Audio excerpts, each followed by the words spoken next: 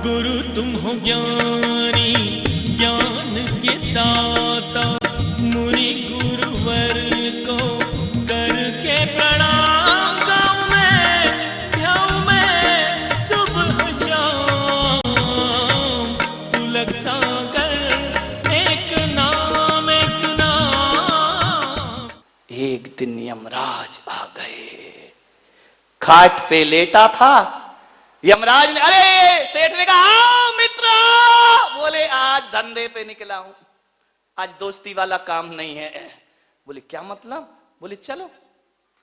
अरे बोले पागल, दिमाग खराब है क्या तुम्हारा? चलो, ऐसे कैसे चलो?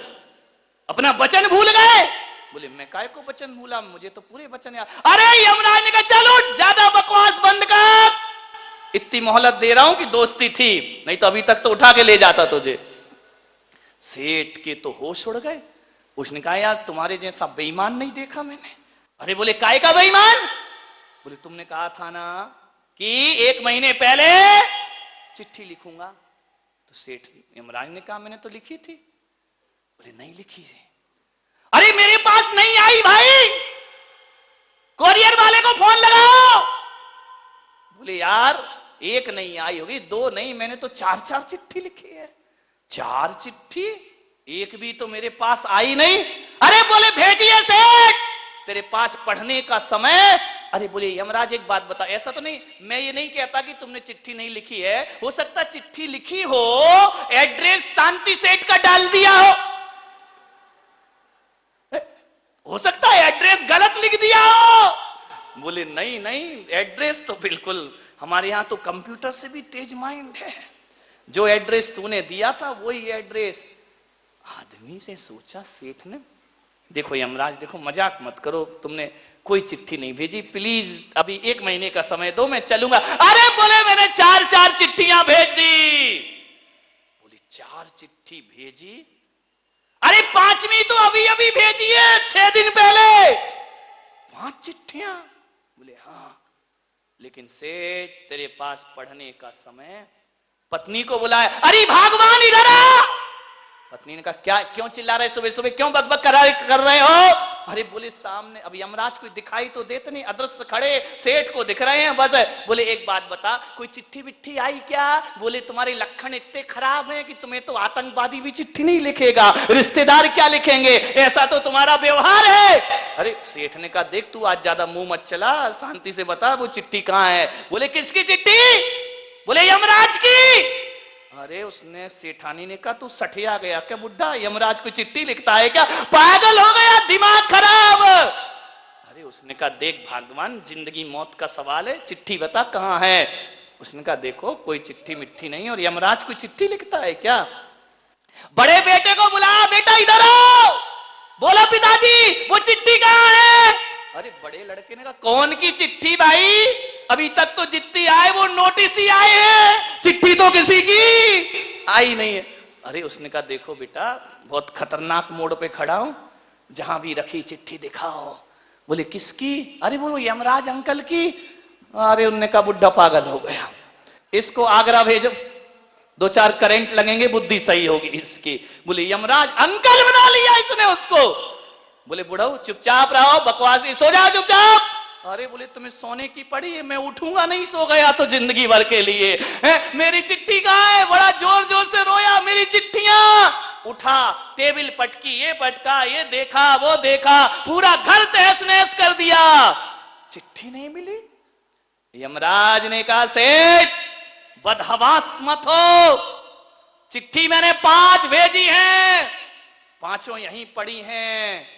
बोले कहां पड़ी है दिखाओ, पूरे में ढूंढ रहा चिट्ठी कहां है। यमराज ने कहा पागल तेरे पास पढ़ने का समय है, मैंने 5 चिट्ठियां भेजी हैं और 5 यहीं रखी हैं, कहां है मेरी चिट्ठियां? तो यमराज ने कहा देख हमारे मृत्यु लोक में, यमलोक में कोई कागज की फैक्ट्री तो है नहीं भाई कि हम चिट्ठी कागज में लिखें। तो बोले मतलब क्या है?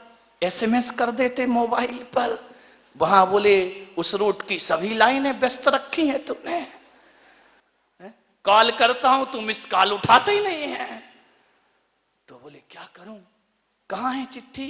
बोले देख इस धरती पर सफेद कागज पर काली स्याही से चिट्ठी लिखी जाती है, लेकिन मेरे यमलोक में काले कागज पर सफेद स्याही से चिट्ठी लिखी जाती है। अरे बोले रंग से क्या मतलब है, कागज से, मुझे तो चिट्ठी मिलना थी। बोले खड़ा हो। दर्पण के सामने ले गया यमराज और कहा, देख ये मेरी पहली चिट्ठी, जब मैंने तेरे काले बाल सफेद कर दिए वो मेरी पहली चिट्ठी थी, लेकिन तेरे पास पढ़ने का कोई समय नहीं। काला कागज सफेद स्याही। यमराज भी सेठ भी बारामती का था, वो ऐसे थोड़ी बाज आने वाला। उसने कहा, क्या यमराज तुम भी मजाक करते हो? बोले क्यों? बोले आजकल बाल सफेद तो बच्चों के हो जाते हैं, तो इसका मतलब उसका नंबर आ गया। अभी कितने बैठे हैं सफेद वाले काले करा करके, हेयर ड्राई करा के बैठे हैं कई। अभी तो मैं जवान हूं। वाह हाय, अजब रंग दे रहा है ये बुढ़ापा। अंगूर के सब मजे किशमिश में आ रहे हैं। ध्यान रखिए, विचार करिए। बोले काले बाल जो सफेद किए वो पहली चिट्ठी थी। यमराज ने, सेठ ने कहा, चलो यमराज में एक चिट्ठी नहीं समझ पाया, दूसरी भेज देते। अरे बोले 5 भेजी हैं। जब मैंने तेरे बाल सफेद किए वो मेरी पहली चिट्ठी थी, और जब मैंने तेरे दांत उखाड़े वो मेरी दूसरी चिट्ठी थी, और जब मैंने तेरी नजरें कमजोर की वो मेरी तीसरी चिट्ठी थी, और जब मैंने तेरी कमर तोड़ दी वो मेरी चौथी चिट्ठी थी, और जब मैंने झुर्रियां डाल दी शरीर में वो मेरी 5वीं और आखिरी चिट्ठी। 5 चिट्ठी पढ़ने का समय नहीं सेठ तुझे, चल अब तेरे चलने का समय। बारामती के सेठो, कितनी चिट्ठियां आ गई, आज दर्पण में जाके देख लेना कितनी कितनी चिट्ठी किसकी आ गई। किसी की तो चौथी दिखाई दे रही है, किसी की 5वीं आ गई। समझ जाओ मेरे भाई, ध्यान रखिए, ये यमराज की चिट्ठियां बिना सूचना दिए यमराज कभी आते नहीं है। मान्यवर, आपसे मेरा एक ही निवेदन है, इन चिट्ठियों को नजरअंदाज मत करो। पड़ा पड़ा मर रहा और हाय हाय कर रहा। एक जिंदगी है, रोटी भी खिचड़ी भी पचती नहीं, रोटी भी चबती नहीं, पैर मोमबत्ती और हाथ अगरबत्ती हुए जा रहे हैं, लेकिन जीने की लालसा नहीं छूटती है। चिट्ठी आ गई, दांत टूट गए, पापड़ पीस पीस कर खाए जा रही है। ध्यान रखिए। एक ने पूछा, महाराज पापड़ और झापड़, पापड़ और झापड़ दोनों में कौन ज्यादा अच्छे हैं? मैंने कहा खा के देख ले। ध्यान रखना, मान्यवर, विचार करिए। आप सोचना है आपको किस गलत फहमी में जीते हो। मेरा मकान, मेरा बेटा, मेरी बेटी, मेरा परिवार, मेरा मेरा करते हो। बकरी जो मैं करे अपनी खाल खिंचाए, और मैना जो मैं ना कहे दूध भात नित खाए। ध्यान रखिए, ज्यादा मैं करके मत जियो। क्या है तुम्हारा, विचार करिए। आज घर जाना और घर जाकर के देखना जैन दर्शन क्या कहता है। घर जाना और घर जाकर के तुम्हारे घर के किसी कोने में एक छिपकली बैठी होगी, उस छिपकली से पूछना कि बहन जरा ये बता ये घर किसका है। जवाहर सेठ, पूछना ये घर किसका है। छिपकली क्या बोलेगी? बोलो बोलो, क्या बोलेगी छिपकली? कि जवाहर सेठ का है, अजित सेठ का है, शांति सेठ का है, राजकुमार गांधी का है। नहीं, छिपकली पूंछ हिलाएगी और कहेगी ये घर मेरा है। किसी कोने में चींटियों ने बिल बनाया होगा, पूछना ओ चींटी बहन ये घर किसका है, तो चींटी कहेगी सावधान ये घर मेरा है। चिड़िया ने घोंसला बनाया होगा, चिड़िया से पूछना ये घर किसका है, चिड़िया कहेगी ये घर मेरा है। और तुम्हारे घर में एक कुत्ता रहता होगा, कुत्ते से पूछना ओ कुत्ते भाई ये घर किसका है, वो भौंक करके दुम हिला के कहेगा ये घर मेरा है। और अपने बेटे से पूछना ये घर किसका है, वो कहेगा पापा ये घर मेरा है। वो तुम भी कहते हो ये घर मेरा है। कुत्ते की सोच में और तुम्हारी सोच में ज्यादा अंतर नहीं है मेरे भाई। कुत्ता भी कहता है घर मेरा है और तुम भी कहते हो कि घर मेरा है। और घर तुम सबको देख के हंस रहा है कि ये नादान मैं खड़ा रहूंगा और तू यहां से बाहर निकाल दिया जा। कौन सा घर मेरा, कौन सा घर मेरा, किस गलतफहमी में जीते हो। बेटा मेरा, बेटी मेरी, पागल हो गए हो। कौन बेटा कौन बेटी। एक बात याद रखना, बेटा तुमसे पैदा हुआ है, तुम्हारा नहीं है। ध्यान रखना, इस भ्रम में मत जीना कि मेरा बेटा है। पैदा तुमसे हुआ है लेकिन तुम्हारा नहीं है। वो बेटा बहू की अमानत है। ध्यान रखना, तुम्हारा क्या है इस संसार में, बेटा बहू की अमानत है। जिस दिन बहू आएगी अपनी अमानत वापस ले लेगी। ध्यान रखना, बेटी दामाद की अमानत है। जिस दिन दामाद आएगा बेटी ले लेगा। अब तुम्हारा क्या है, मकान कुत्ते की तरह चिल्ला रहे मेरा मेरा मेरा, वो भी तुम्हारा नहीं है।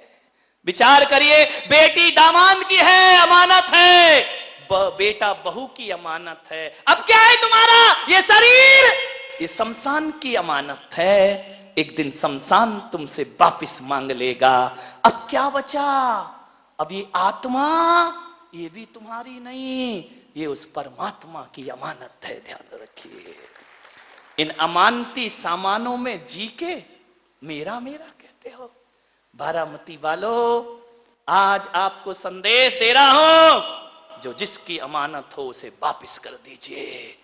बेटा बहू की अमानत है, बहू को दे दो। मत सोचो कि अलग क्यों हो गया, उसकी अमानत है, उसने ले ली। बेटा बहू की अमानत है, उसे बहू के हवाले करो। बेटी दामाद की अमानत है, उसे दामाद के हवाले करो। शरीर शमशान की अमानत है, शमशान के हवाले करो। और आत्मा परमात्मा की अमानत है, इसे उसके हवाले कर दीजिए। ध्यान रखिए, तुम्हारा जीवन सार्थक हो जाएगा। प्रभु के हवाले कर दीजिए अपने आप को। लोग कहते हैं जब सिकंदर और रावण धरती पर चलते थे तो धरती कांपती थी। अरे धरती कांपती नहीं थी मेरे भाई, धरती इन लोगों पे हंसती थी, मजाक बनाती थी।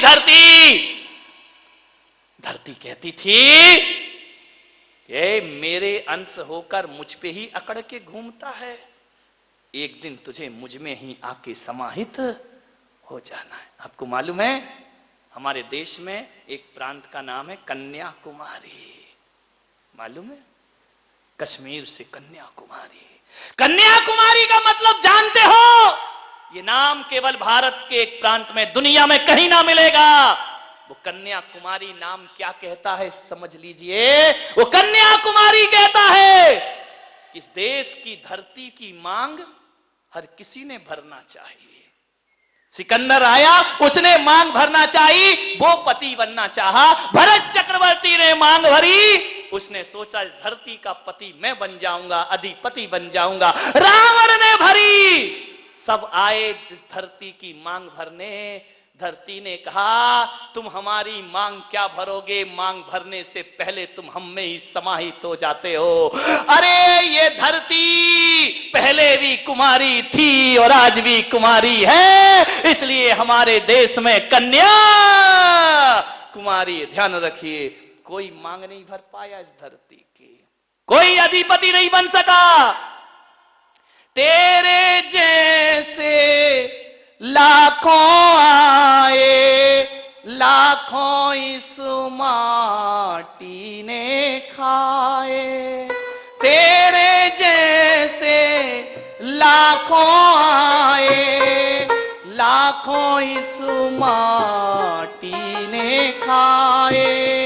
रहा न नाम निशान रे बंदे, झूठी तेरी शान रे, झूठी तेरी शान। मत कर तू अभिमान रे बंदे, मत कर तू अभिमान रे, मत कर तू अभिमान। तेरे पास हैं हीरे मोती, मेरे मन मंदिर में ज्योति। तेरे पास हैं हीरे मोती, मेरे मन मंदिर में ज्योति। कौन हुआ धनवान रे बंदे, झूठी तेरी शान रे, मत कर तू अभिमान, मत कर तू अभिमान रे बंदे, मत कर तू अभिमान रे, झूठी तेरी शान। किस पर अकड़ के घूमता है आदमी, अरे माटी के पुतले ना इतरा के चल, तेरे जीवन का कोई भरोसा नहीं। बूंद पानी के पड़ते ही गल जाएगा, कच्चे बर्तन का कोई भरोसा नहीं। ध्यान रखिए, किस पर अकड़ता है आदमी, कहां भागोगे, कहां जाओगे। समय हो गया है। प्रसारण पुण्यार्जक परिवार जिन शरणम तीर्थ धाम के परम संरक्षक संघपति श्री प्रदीप मामा, प्रतिभा मामी, भोपाल। गुरु तुम हो ज्ञानी, ज्ञान के दाता।